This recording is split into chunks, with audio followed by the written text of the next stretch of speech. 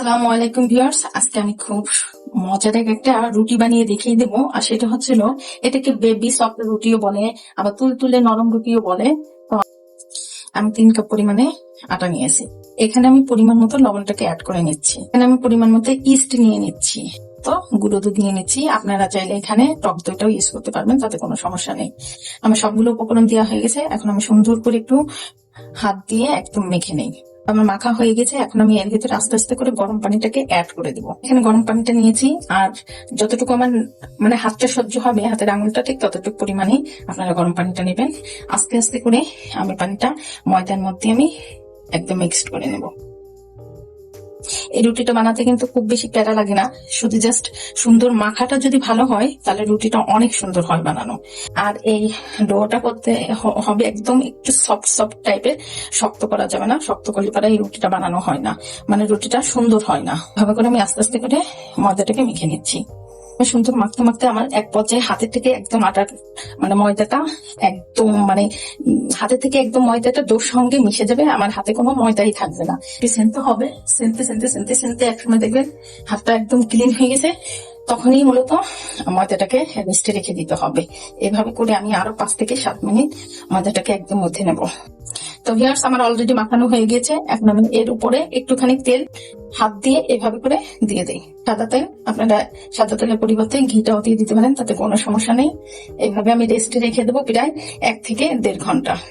তো ভিউয়ার্স, দেখেন আমার সে ময়দাটা কতটা সুন্দর ফুলে কি অবস্থা হয়ে গেছে। দেখেন দেখেন দেখেন দেখেন কি অবস্থা দেখেন।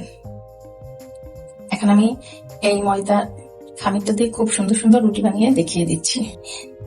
দেখেন এভাবে করলে পেলে আস্তে আস্তে করে ভিতরে যে হাওয়াটা, সেই হাওয়াটা কিন্তু চলে যাবে।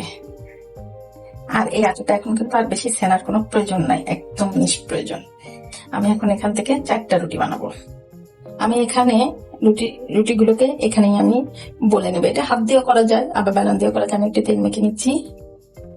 আমি এখান থেকে এই খামির থেকে 4টা রুটি বানাবো। যে রুটিকে আমি 4টে ভাগে ভাগ করে নিচ্ছি। আমি একটা ছুরির সাহায্যে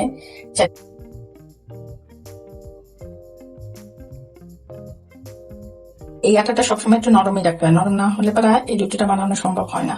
তো দেখেন আমি 4টে টুকরো করে নিচ্ছি। এখন রুটিটা বানিয়ে দেখিয়ে দিচ্ছি। তো আমি কিন্তু একটু বেলন ছাড়াই আমি এই রুটিটা করে দেবো। দেখেন এভাবে এভাবে সুন্দর করে করে দিলে সুন্দর কিন্তু রুটির একটা শেপ হয়ে যায়, বেলনের প্রয়োজন লাগে না।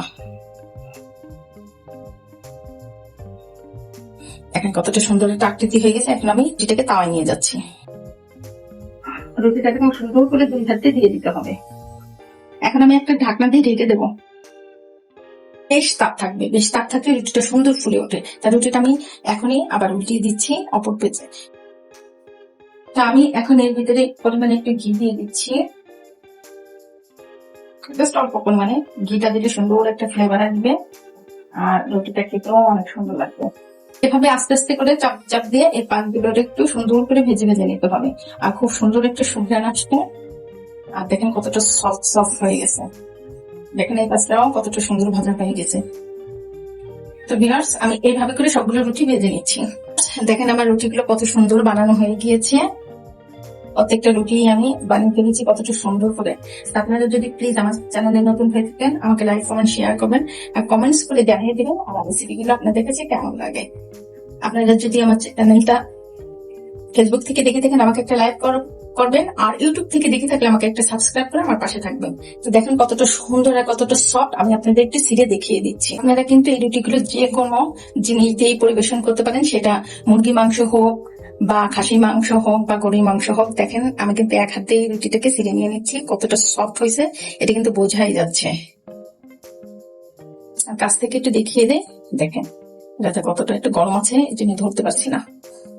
এভাবে করে আমরা কিন্তু যে কোনো মাংস দিয়ে রুটিটাকে খেয়ে নিতে পারি। খুবই মজা আছে, খুবই মজা আছে, মাশাআল্লাহ অনেক ভালো হয়েছে। তা আপনারা এইভাবে একবার জাস্ট সহজ পদ্ধতি দেখে দিলাম, এইভাবে একটু ট্রাই করবেন, দেখবেন কতটা সুন্দর আর কতটা মজা।